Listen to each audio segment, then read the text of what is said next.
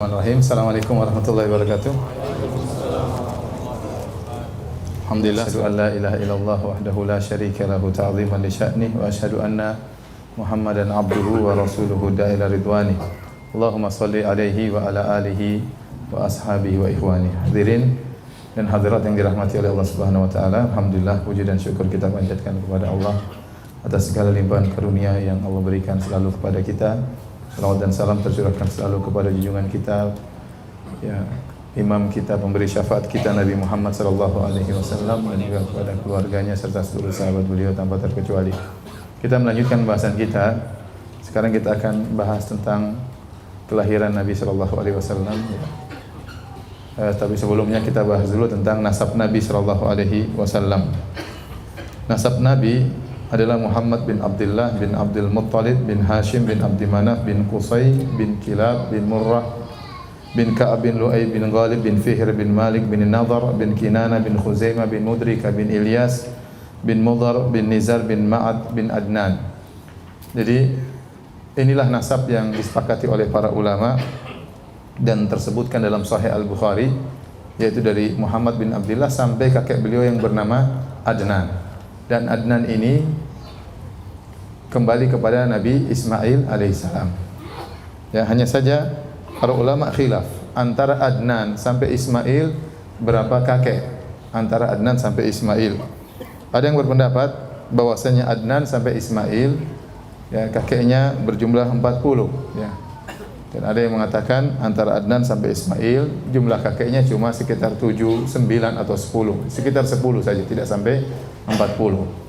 Oleh karenanya tidak ada dalil yang tegas, ya, bahwasanya sambungan dari Adnan sampai Ismail bisa disebutkan dengan jelas. Yang disepakati oleh para ulama hanya dari Nabi Muhammad sampai siapa? Adnan. Di atas Adnan sampai Ismail tidak jelas, khilaf berapa kakeknya, apalagi nama-namanya. Apalagi kemudian ada orang menyebutkan dari Nabi Muhammad sampai Nabi Adam, ini lebih khilaf lagi.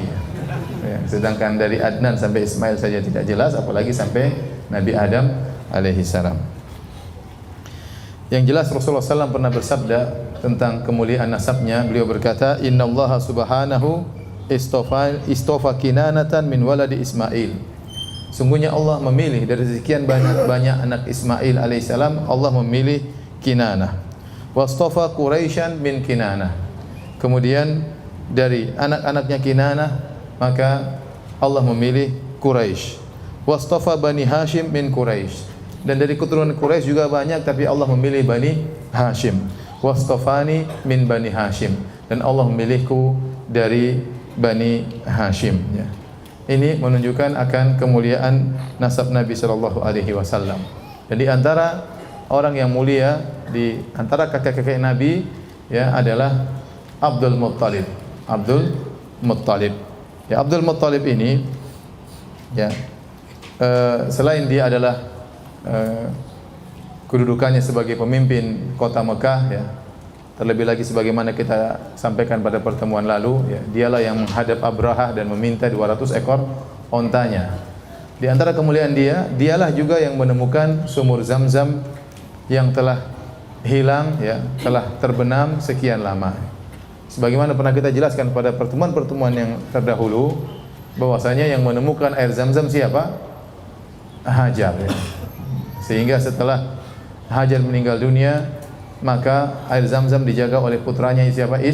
Ismail. Kemudian setelah Ismail meninggal dunia, maka dipegang kekuasaan kota Mekah dipegang oleh keluarga dari istrinya, dari kabilah Jurhum.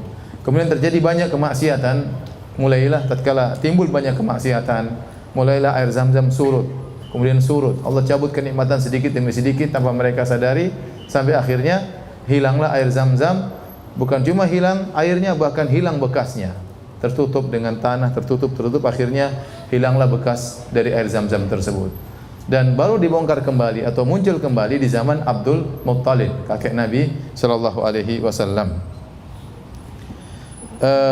Adapun kisah tentang penggalian kembali sumur Zam-Zam oleh Abdul Muttalib, maka diriwayatkan oleh Ali bin Abi Thalib, ya, cucu dari Abdul Muttalib, ya.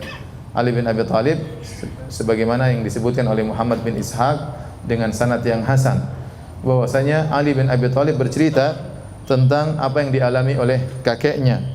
Ya, bahwasanya suatu hari Abdul Muttalib kakek Nabi bercerita, suatu hari aku tidur di Hijr Ismail dekat Ka'bah.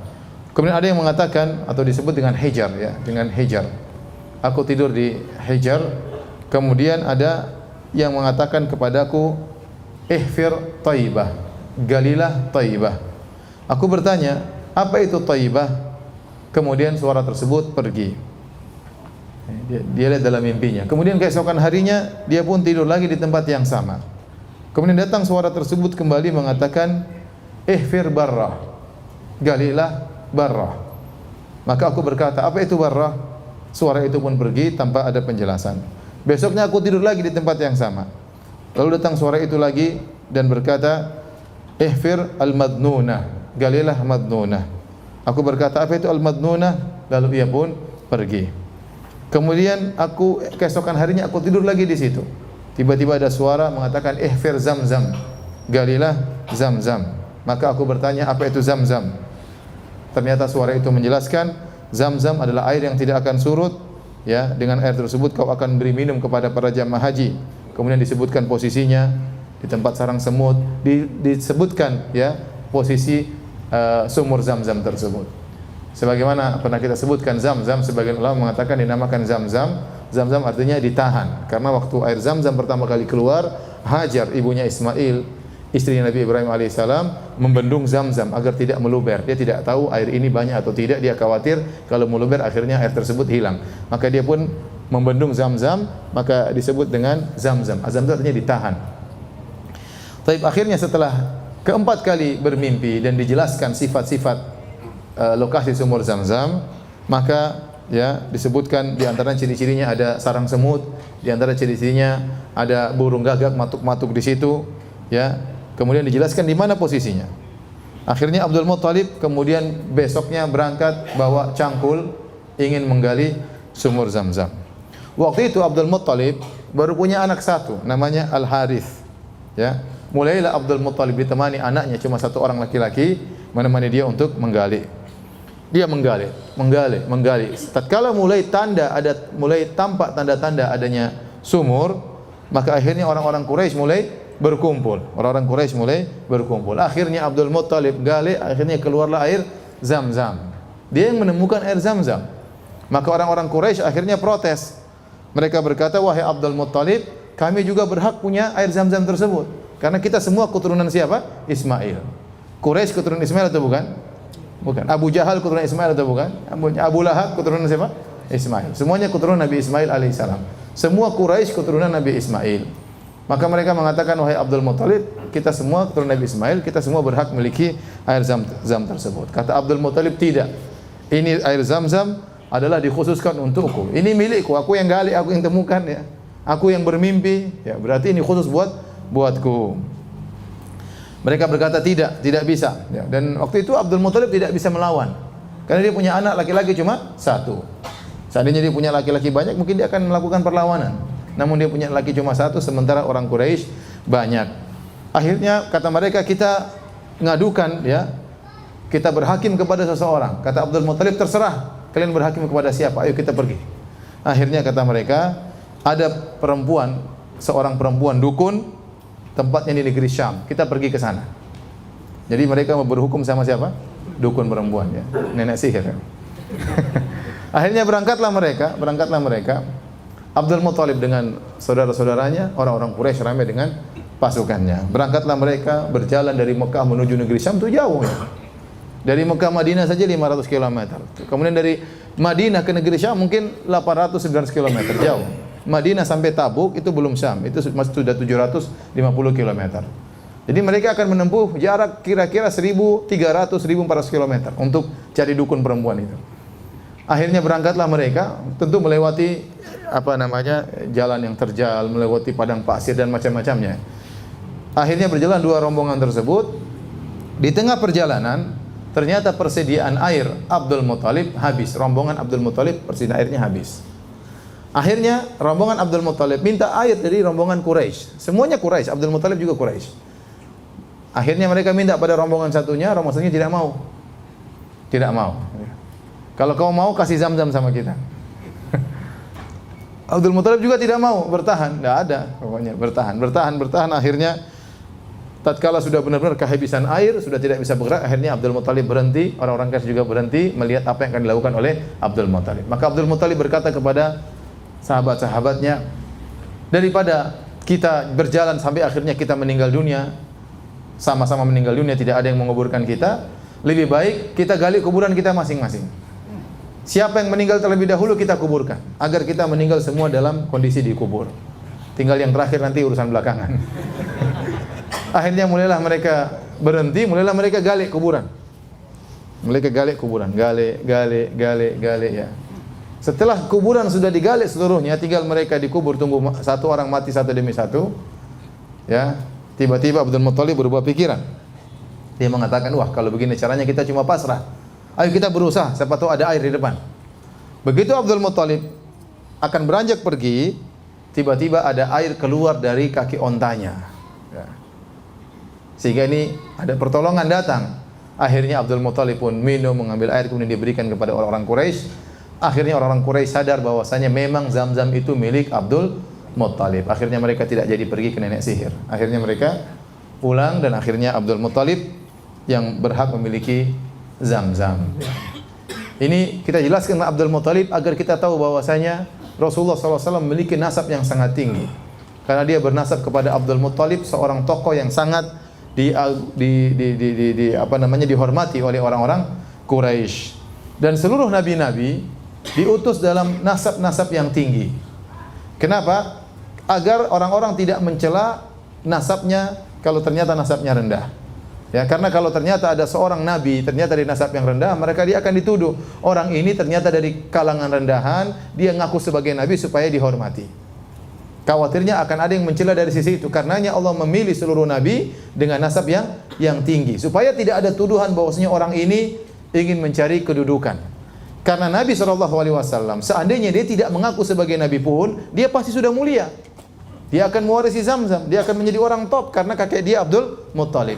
Jadi dia mengaku sebagai nabi atau memproklamirkan dirinya sebagai seorang nabi bukan mencari kedudukan. Bahkan dengan memproklamirkan dirinya sebagai nabi, maka dia akan terancam, dia akan dibunuh, akan diusir dan yang lainnya. Seandainya nabi mencari kedudukan, tidak perlu mengaku sebagai nabi, cukup dia mengaku saya cucunya Abdul Muthalib, maka dia akan menjadi orang yang mulia. Paham sini? Oleh karenanya tidak ada sisi celaan dari sisi nasab kepada para nabi karena mereka seluruhnya nasabnya tinggi.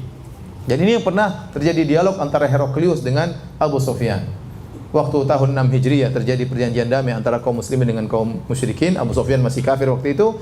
Dia berjalan-jalan menuju ke negeri Syam, akhirnya diketahui oleh Heraklius, raja Romawi, kemudian dipanggil oleh Heraklius. Heraklius sudah dengar-dengar berita tentang desas-desus lahirnya munculnya seorang nabi di Jazirah Arab. Maka dia bertanya-tanya tentang Nabi Muhammad SAW. Banyak dia interogasi Abu Sufyan. Di antara pertanyaan yang dia sampaikan kepada Abu Sufyan, kaifa nasabuhu fikum? Bagaimana nasabnya Nabi tersebut di antara kalian? Bagaimana nasabnya? Maka Abu Sufyan berkata, huwa fina dzu nasab. Sungguhnya Muhammad itu memiliki nasab yang tinggi. Maka Heraklius berkata, fakadzalika rusul tub'atsu fi nasabi qaumiha. Demikianlah para rasul seluruhnya diutus dengan memiliki nasab yang tinggi. Semuanya Nabi Isa, Nabi Musa semuanya memiliki nasab yang tinggi. Nabi Daud, Nabi Sulaiman dan seterusnya. Baik. Bagaimana lahirnya Nabi SAW? Ya, Nabi SAW lahir buah pernikahan dari ayahnya Abdullah dengan ibunya Aminah bintu Wahab. Ya. Abdul Muthalib dia pernah bernazar. Kakek Nabi Abdul Muthalib tadi yang punya Zam-Zam. Dia pernah bernazar, kalau saya punya 10 anak laki-laki, saya akan sembelih salah satunya. Saya akan sembelih salah satunya. Ya. Dan kenapa Abdul Muthalib bernazar demikian? Para ulama menyatakan dia mengucapkan nazar ini waktu dia sedang gali Zam-Zam, anaknya cuma satu tadi Al-Harith. Waktu dia dikepung oleh orang Quraisy minta untuk diberi jatah Zam-Zam, maka dia bernazar kepada Allah, ya Allah, kalau ini anak saya cuma satu. Kalau saya punya anak 10, saya sembelih satu. Ya, saya sembelih satu. Dan ternyata dikabulkan oleh Allah, anaknya jadi 10. Dia punya anak 10 laki-laki dan anak perempuan ada beberapa. Jadi Seluruh anak 10 laki-laki ini semuanya paman-paman Nabi. Satunya bapak Nabi, 9-nya paman Nabi sallallahu alaihi wasallam. Siapa 10 orang tersebut anak-anak Abdul Muttalib? Jadi rupanya Abdul Muttalib ini istrinya kalau nggak salah 4 ya. Dari 4 istri tersebut, maka anaknya 10 ya. Saya ketemu kemarin ada salah seorang teman dari Saudi, saya tanya, istri anak antum berapa? 10.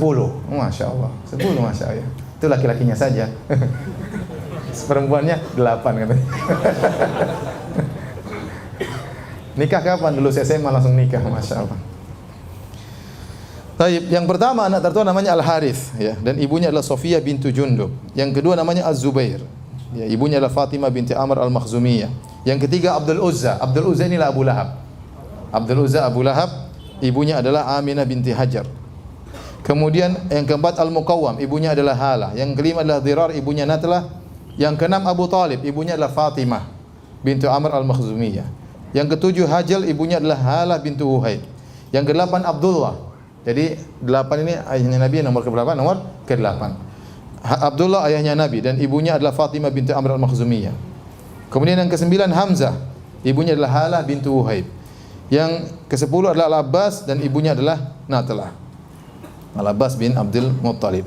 Adapun 6 putrinya adalah Sofiyah, Ummu Hakim, Atika, Umaymah, Arwa dan Barrah. Jadi anaknya 16, 10 laki-laki, 6 perempuan. Dari sini kita tahu bahwasanya yang satu ibu ada 3 orang, Zubair, Az-Zubair, kemudian Abdullah, bapaknya Nabi, kemudian Abu Talib. Ini 3 bersaudara yang satu ibu. Sisanya Abu Lahab, Hamzah, Al-Abbas, Al-Harith, ini ibunya beda. Dari sini kita tahu rahasia kenapa begitu dekatnya antara Abu Talib dengan Abdullah. Kenapa Abu Talib sangat sayang kepada Nabi sallallahu alaihi wasallam? Karena Abdullah dan Abu Talib, bapaknya Nabi dengan Abu Talib satu ibu. Satu ibu. Adapun paman-paman yang lain ibu ya. Nah, waktu Nabi diutus menjadi seorang nabi, yang masih hidup dari paman-pamannya cuma 4 orang. Waktu Nabi diutus menjadi seorang nabi tatkala beliau berusia 40 tahun, yang masih hidup dari paman-pamannya 9 orang, ya. Semuanya sudah meninggal, 5 orang tinggal 4. 4 orang tersebut adalah Abu Lahab, kemudian Abu Talib, kemudian Hamzah dan Al-Abbas. 4 orang. 2 orang meninggal dalam kondisi musyrik, 2 orang masuk Islam, meninggal dalam kondisi Islam. Yang meninggal dalam kondisi musyrik Abu Lahab, yaitu tadi Abdul Uzza namanya. Kemudian satunya lagi siapa? Abu Talib. Dua-duanya meninggal dalam kondisi musyrik. Yang meninggal dalam kondisi Islam Hamzah, meninggal dalam perang Uhud, kemudian Al-Abbas meninggal setelah wafatnya Nabi sallallahu alaihi wasallam, ya.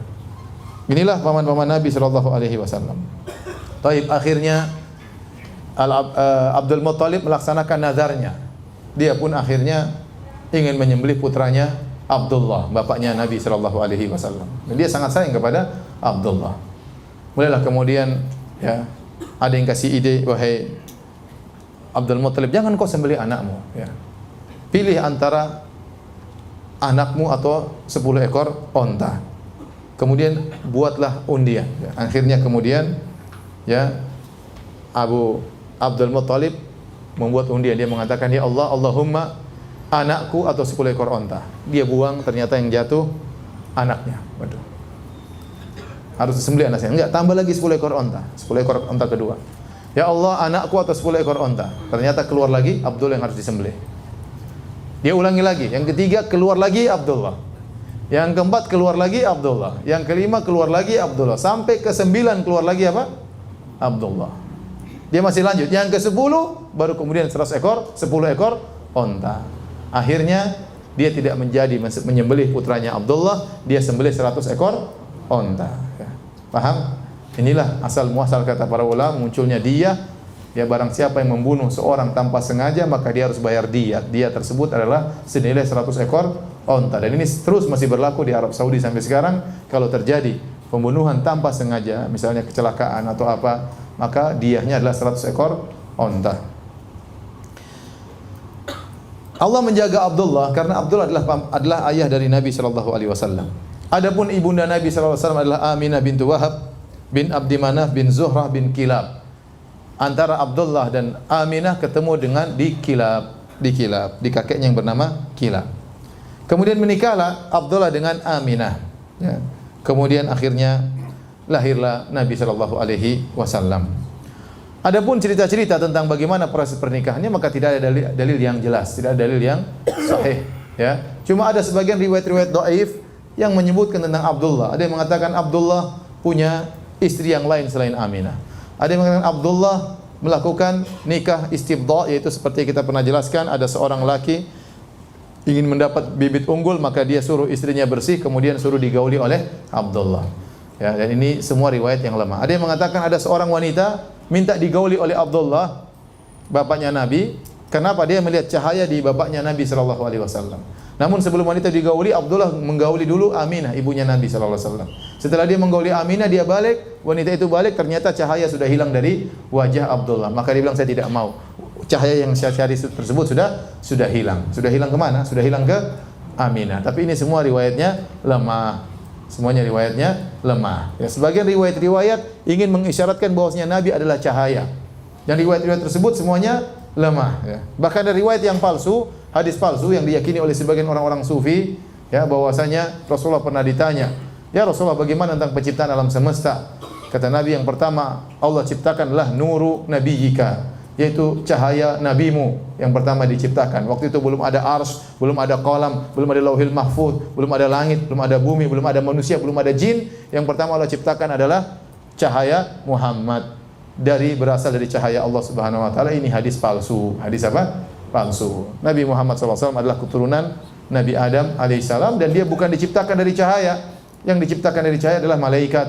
Adapun seluruh manusia, kata Nabi SAW, kullukum min Adam wa Adamu min turab. Seluruh kalian berasal dari Nabi Adam dan Adam tercipta dari tanah. Nabi Muhammad SAW berkata, ana sayyidu waladi Adam yaumal qiyamah. Aku adalah keturunan Adam, yang paling pemimpin keturunan Adam pada hari kiamat. Wala fakhar, dan aku tidak sombong. Adapun hadis palsu tadi mengesankan seakan-akan Nabi dulu sebelum ada Nabi Adam. Ada cahaya dahulu, baru kemudian ada Nabi Adam dan malaikat dan jin dan yang lain. Ini semua adalah tidak benar, ini hadis palsu. Saya ingin sampaikan hal ini ya, karena sebagian orang menganggap berlebih-lebihan kepada Nabi SAW, sehingga mereka mengatakan Rasulullah SAW tercipta dari cahaya, tidak seperti manusia-manusia yang lainnya. Kata mereka Rasulullah SAW tidak punya bayangan. Kenapa? Karena cahaya matahari terpantul dengan cahaya Nabi SAW. Ini semua khurafat, tidak benar ya. Kenapa? Seandainya Nabi SAW benar-benar badannya bercahaya, maka orang-orang kafir pasti sudah beriman. Ya. Ya. Mereka protes tatkala Nabi seperti manusia. Kata mereka, wa qalu ma li hadzal rasuli ya'kulu at-ta'ama wa yamshi fil aswaq laula unzila ilaihi malak fayakuna ma'ahu nadhira. Ya, kata mereka, Rasul macam apa ini Muhammad? Jalan di pasar makan makanan. Kenapa tidak diutus malaikat untuk menjadi Rasul? Ya. Jadi orang-orang kafir berangan-angan bahwasanya seorang Rasul ini memang spesial, luar biasa. Nah, kalau Nabi ternyata badannya bercahaya, kira-kira Abu Lahab beriman enggak? Beriman lah, ini cahaya ini ya. Ya. Abu Jahal juga beriman ya. Ya, tapi Nabi manusia biasa, makanya mereka ngejek. Ya. Kenapa kamu yang harus jadi Nabi? Mereka mengatakan demikian. Kenapa kamu yang harus jadi Nabi? Kok nggak ada yang lain? Kenapa kamu yang harus dipilih oleh Allah Subhanahu Wa Taala? Apa kelebihanmu? Mereka mengejek Rasulullah Sallallahu Alaihi Wasallam. Jadi Nabi Sallallahu Alaihi Wasallam memang disifati oleh Allah bercahaya, tapi bukan cahaya berarti keluar lampu dari tubuhnya. Seperti firman Allah Subhanahu wa taala, ya ayuhan nabi inna arsalnaka syahidan wa mubasysyiran wa nadhira wa da'iyan ila Allah bi idnihi wa sirajan munira. Allah mengatakan, kami mengutus engkau wahai Rasulullah sebagai seorang rasul yang menyuruh kepada jalan Allah, wa sirajan munira, adalah sebagai lampu yang bercahaya. Ini maksudnya adalah kiasan, bukan berarti Nabi adalah lampu yang menyala terang ya. Oleh karenanya waktu Aisyah radhiyallahu taala anha dalam hadis yang sahih terjaga di malam hari, ya, Aisyah mencari suaminya di mana dia nggak tahu, dia cari-cari. Tahu-tahu dia pegang kaki Nabi, Nabi sedang sujud. Paham? Dalam Sahih Muslim. Seandainya Nabi ada lampunya, Aisyah lagi sujud. Tidak perlu cari-cari, paham? Tidak perlu cari-cari. Demikian juga dalam hadis yang sahih dalam Sahih Bukhari, karena rumah Aisyah kecil, cuma 4x4 kira-kira ya.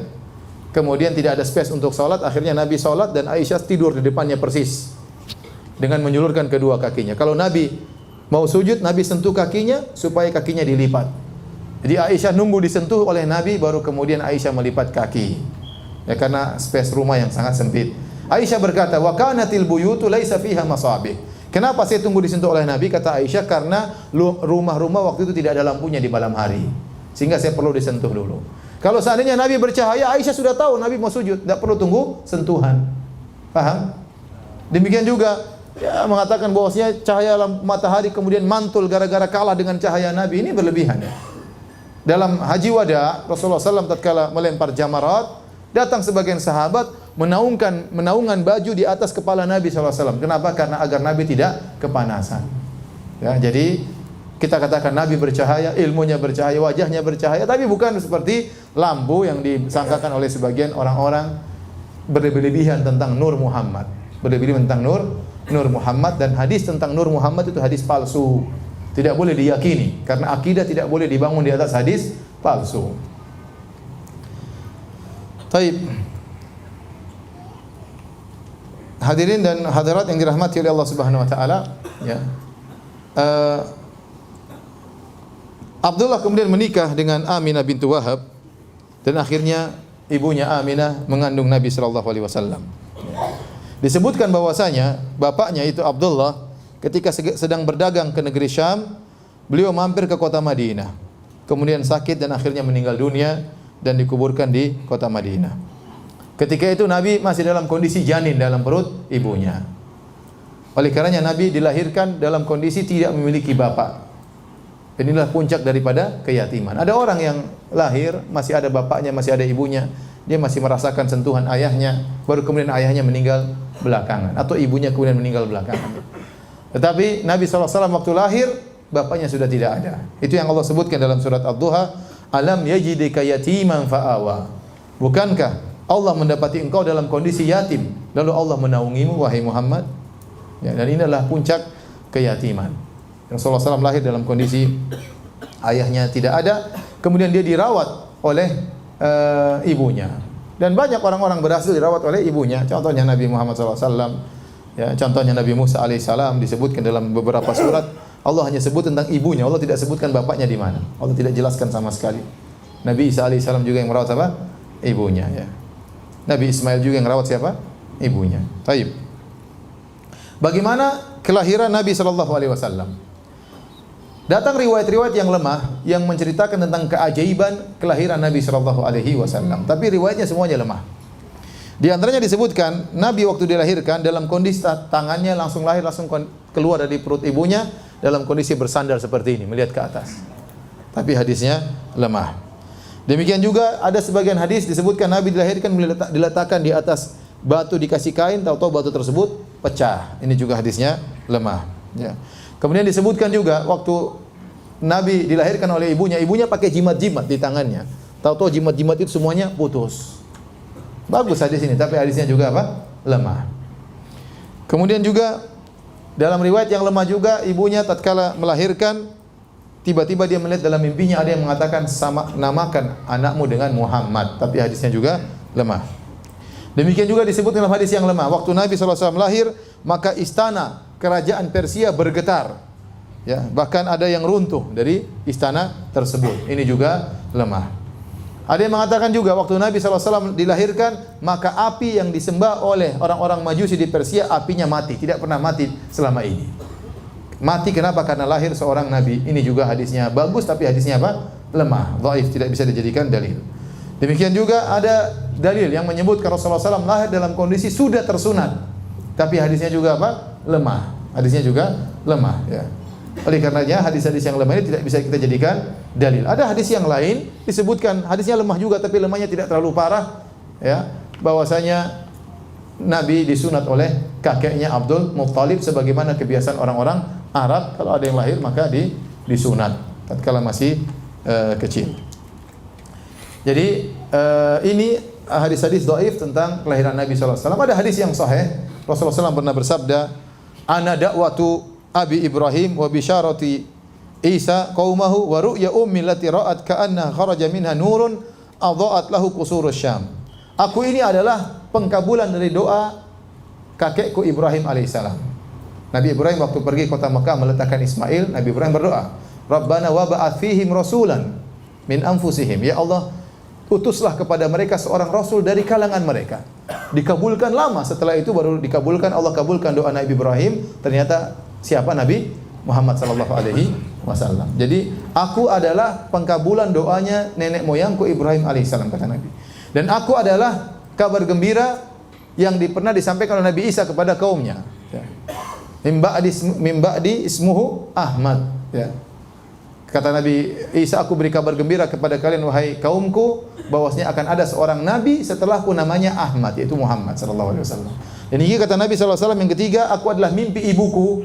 Waktu ibuku melahirkan aku, dia bermimpi ada cahaya keluar dari tubuhnya kemudian menerangi negeri Syam, menerangi negeri Syam. Ya, ini hadis yang sahih tentang kelahiran Nabi sallallahu alaihi wasallam.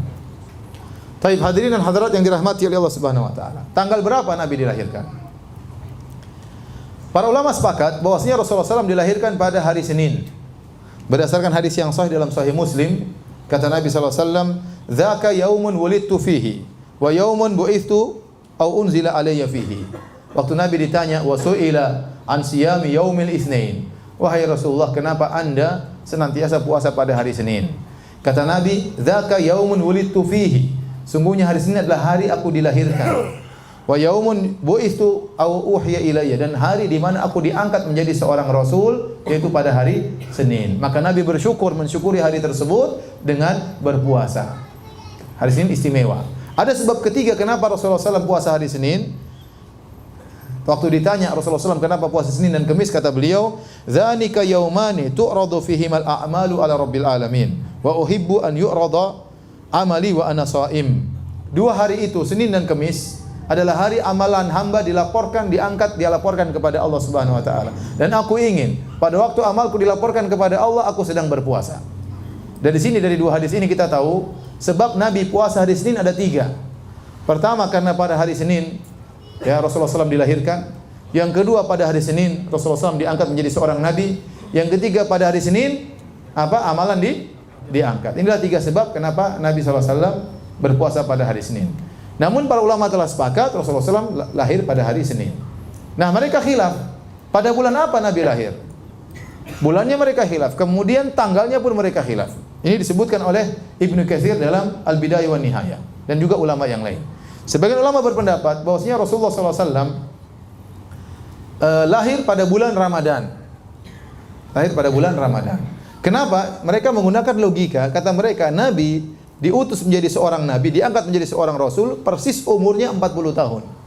Dan waktu itu beliau diangkat menjadi seorang rasul di bulan Ramadan.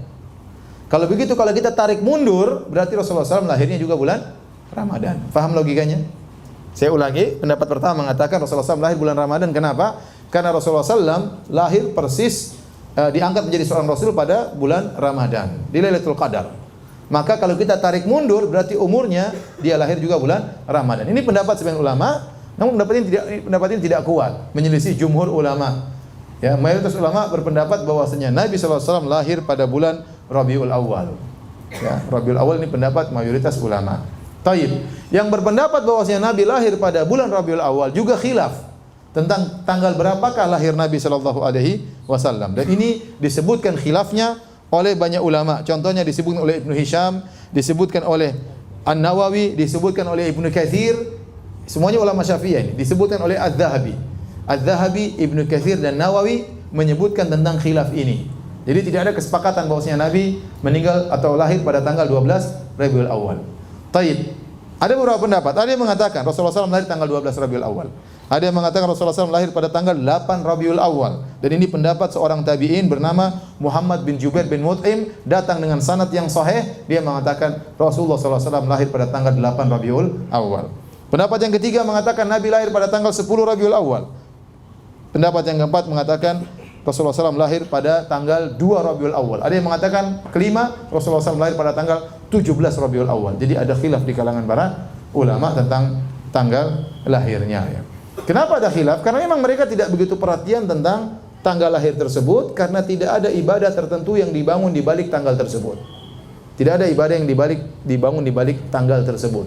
Berbeda dengan misalnya penentuan hilal. Kita harus lihat hilal tanggal berapa karena kita mau puasa misalnya, atau kita ingin Idul Fitri, ada ibadah dibangun di balik tanggal tersebut.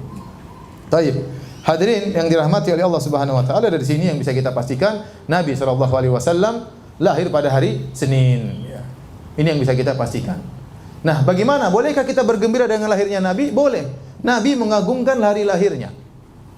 Nabi mengagungkan hari lahirnya. Tapi bagaimana cara Nabi mengagungkan hari tersebut? Caranya Nabi puasa setiap hari Senin, setiap pekan.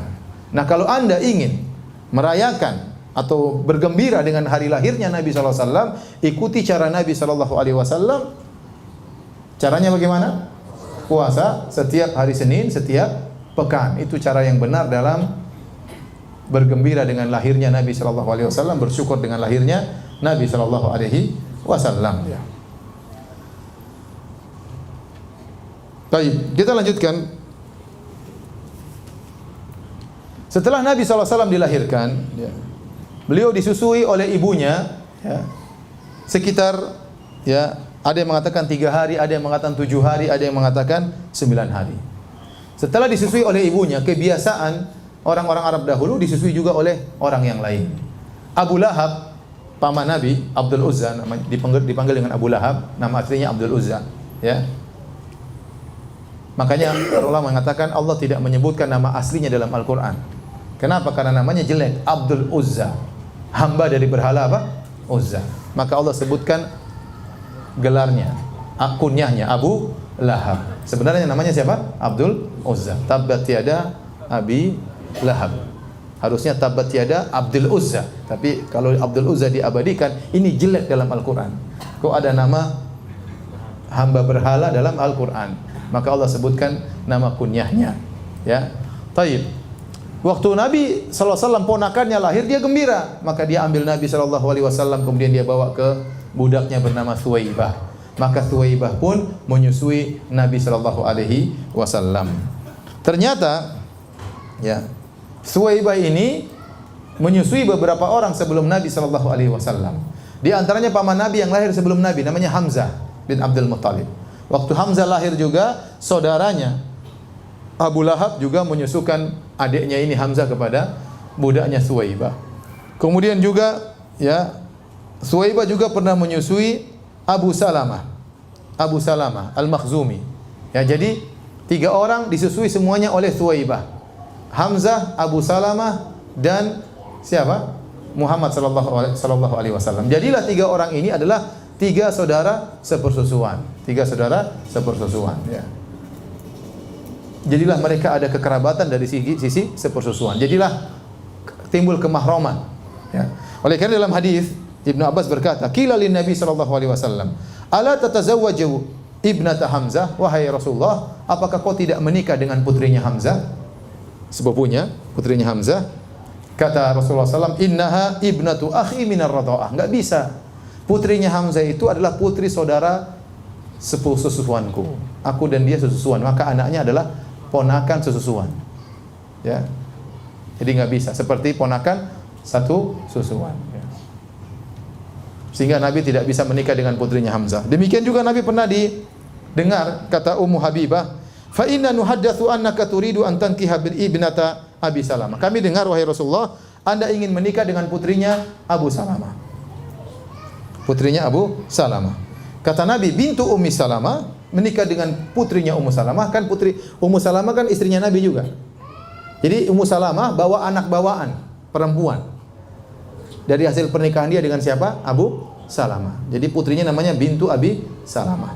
Kemudian ada berita desas-desus bahwasanya Nabi ingin menikah dengan putrinya Ummu Salamah. Maka kata Nabi, lau annaha lam takun rabibati fi hijri mahallat li. Seandainya saya dua hal yang membuat saya haram untuk menikah dengan putrinya Abu Salamah.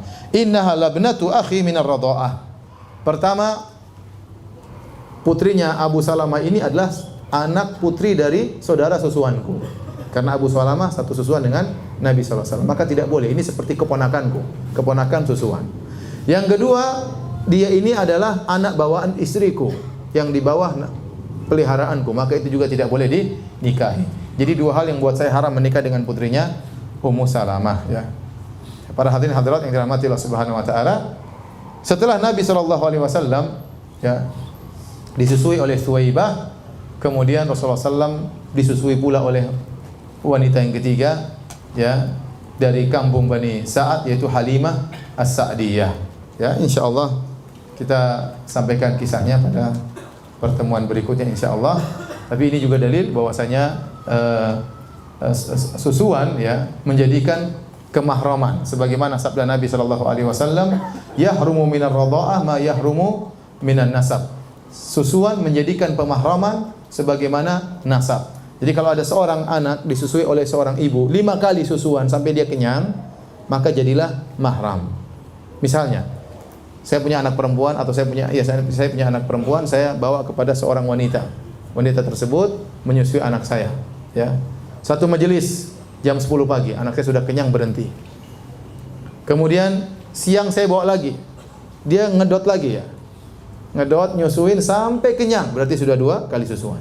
Saya bawa pulang ke rumah, disusuin oleh istri saya misalnya. 2 hari berikutnya saya bawa lagi.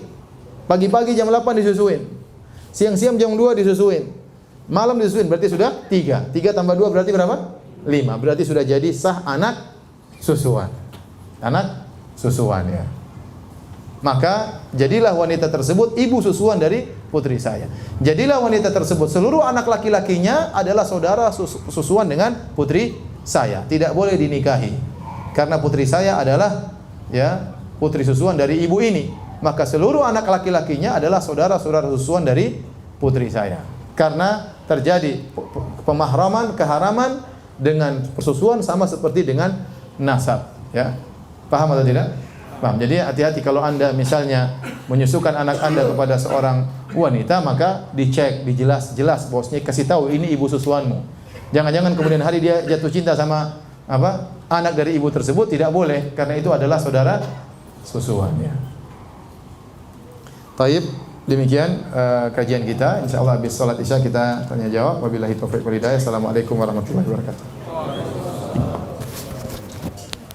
Assalamualaikum warahmatullahi wabarakatuh.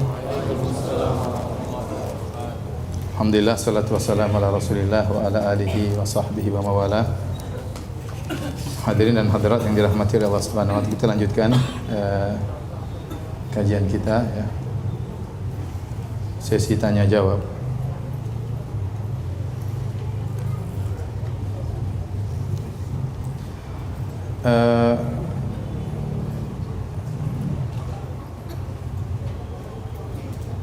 Ana ingin bertanya, Ustaz, jika Rasulullah SAW diutus untuk seluruh alam dan untuk seluruh manusia, mengapa dakwahnya hanya seputar Mekah, di Madinah dan Jazirah Arab, tidak dirasakan oleh umum di seluruh dunia ketika itu?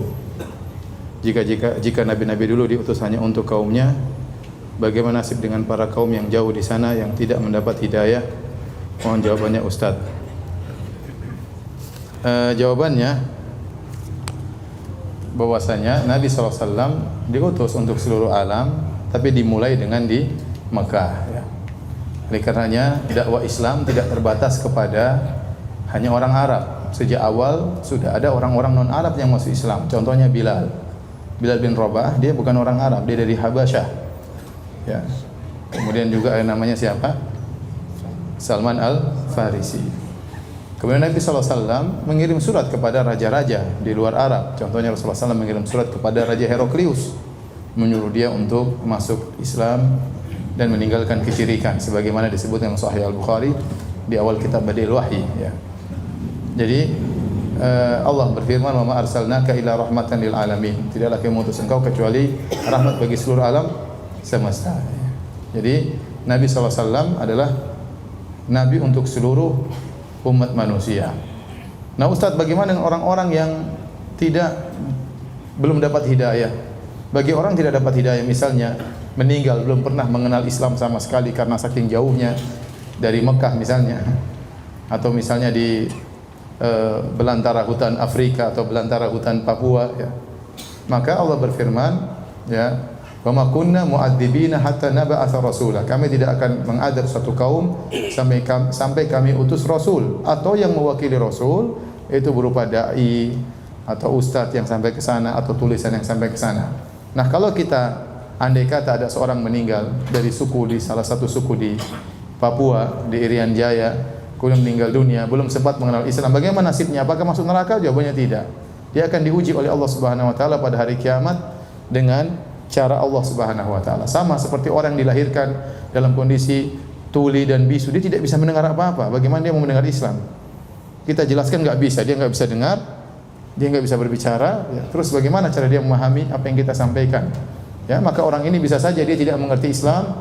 Kalau dia meninggal dia tidak akan diazab, dia akan diuji oleh Allah dengan cara Allah sendiri. Kita serahkan kepada Allah Subhanahu wa taala. Yang penting Allah tidak zalim dan Allah Maha Adil.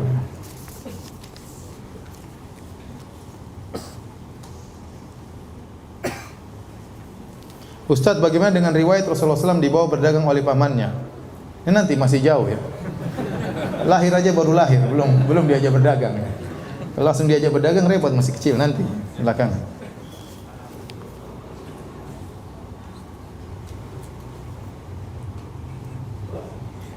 Afwan, di luar tema Ustaz, di kampung kami biasanya diadakan penutupan pengajian sebelum bulan Ramadan dan pembagian paket makanan sembako.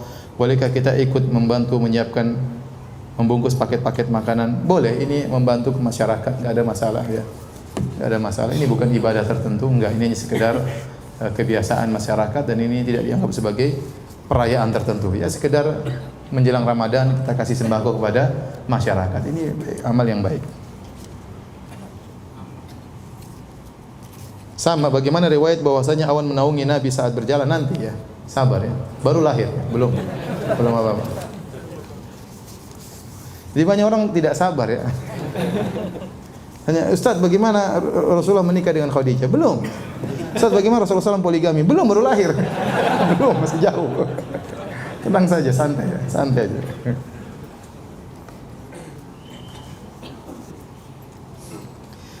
Ustaz bagaimana menjawab syubhat bahwa ustaz-ustaz salafi fanatik terhadap alma mater? Apa maksudnya alma mater?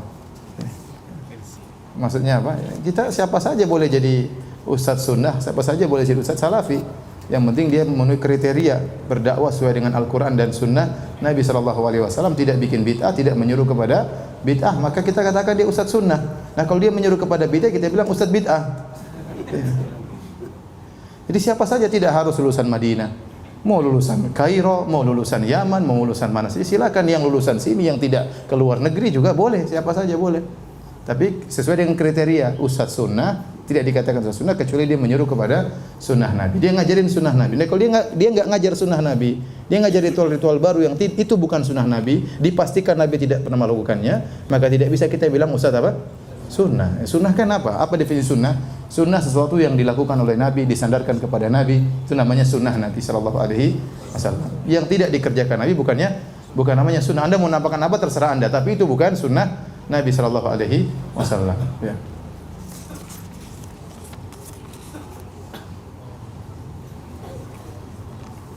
Ustadz, kalau keponakan dari istri, apakah mahram dengan kita? Bukan.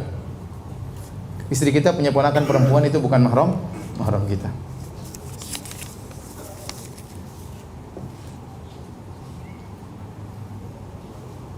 Ustadz, apakah benar Rasulullah SAW sangat sayangnya kepada umatnya ketika detik-detik terakhir masih mengatakan ini detik terakhir mau meninggal? Ini tanya lagi mau meninggal. Lebih jauh lagi. Nanti, insya Allah ya, nanti ya. Sabar ya. Kenapa di sini orang terburu-buru semuanya?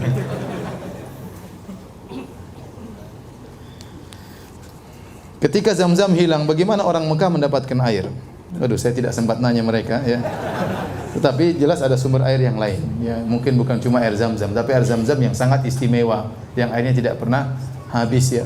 Tidak pernah habis. Bahkan sekarang saya dengar sebagian penelitian justru kalau Ramadan atau bulan haji volumenya semakin apa? Semakin banyak. Dan itu di antara mukjizat yang nampak dari dulu sampai sekarang enggak habis-habis, padahal air Zam-Zam diambil terus.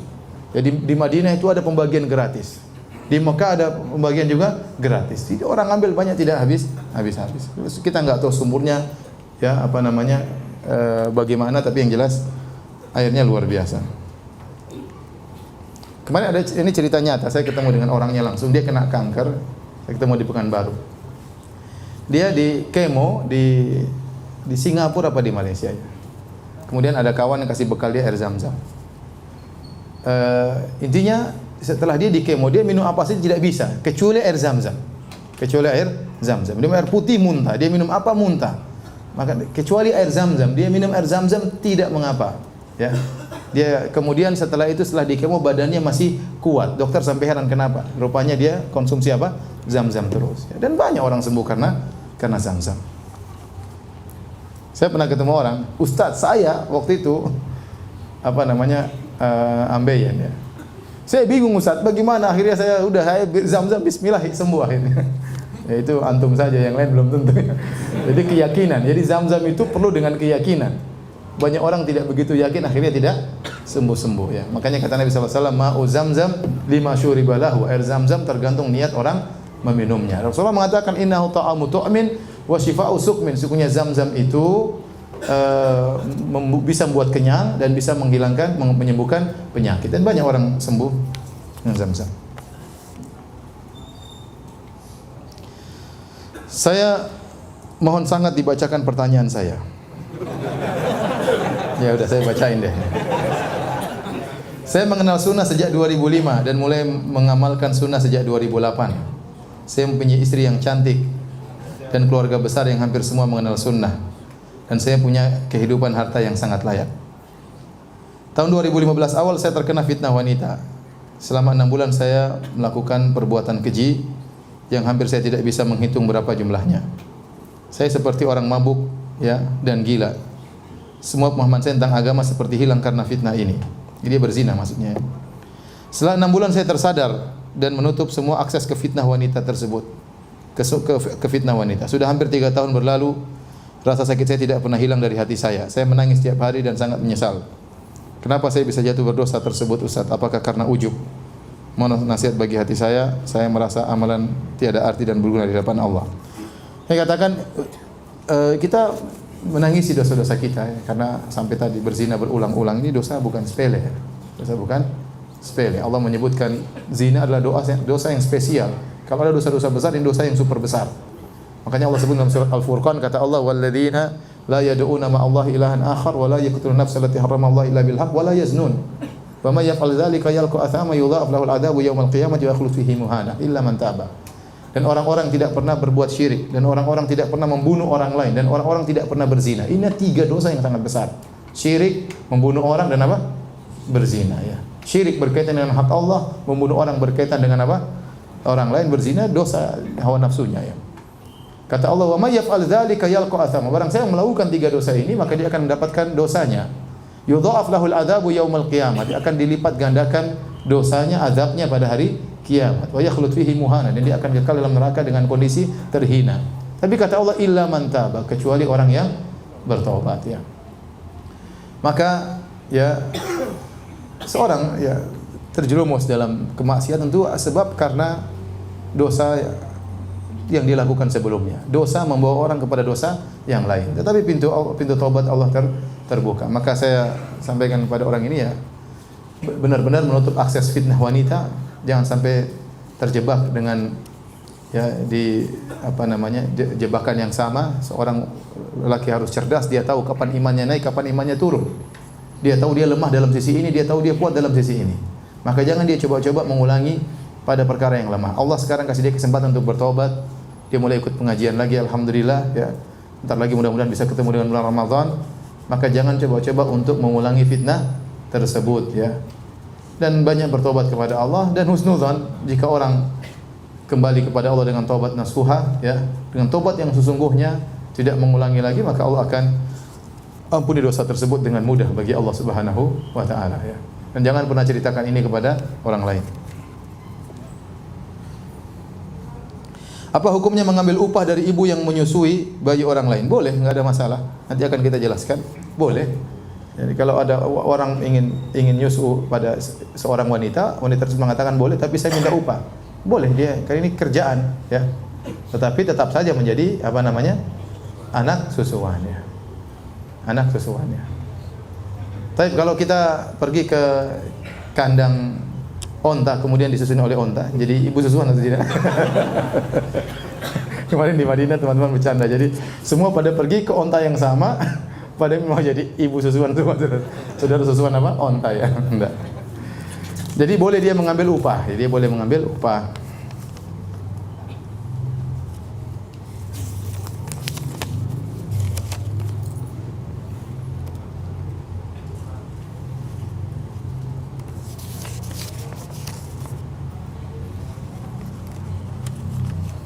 Bisakah sebutkan silsilah Nabi sampai Nabi Ibrahim? Kita sudah katakan tadi, Ismail bin Ibrahim. Nabi kita sebutkan silsilahnya sampai Adnan. Dari Adnan sampai Ismail bin Ibrahim ini tidak jelas, tidak ada sanad yang jelas. Ada khilaf berapa kakeknya, ada yang mengatakan 40, ada yang mengatakan 7, ada yang mengatakan 9, ada yang 10, sehingga tidak ada yang benar ya. Maka sebenarnya mengatakan barang siapa ahli nasab yang menyebut seluruhnya dia telah berdusta karena enggak ada dalil yang benar. Apalagi sampai kepada Nabi Adam alaihissalam.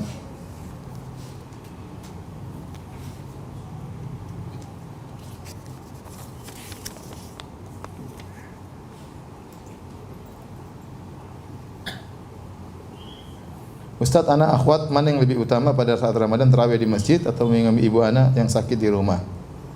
Ya, kalau ternyata ibu ingin ditemani di rumah, salat aja di rumah. Ya. Kalau ibu ingin ditemani di rumah, salat aja di rumah. Apalagi ibu dalam kondisi sakit. 10 itikaf 10 hari terakhir Ramadan atau melayani ibu menyiapkan sahur. Kalau ibu sakit lebih utama melayani apa? Ibu. Tapi demikian saja kajian kita, insyaallah kita bertemu di kesempatan yang lain. Kita buka kafaratul majelis. Subhanakallahumma bihamdika asyhadu an la ilaha illa anta astaghfiruka wa atubu ilaik. Assalamualaikum warahmatullahi wabarakatuh.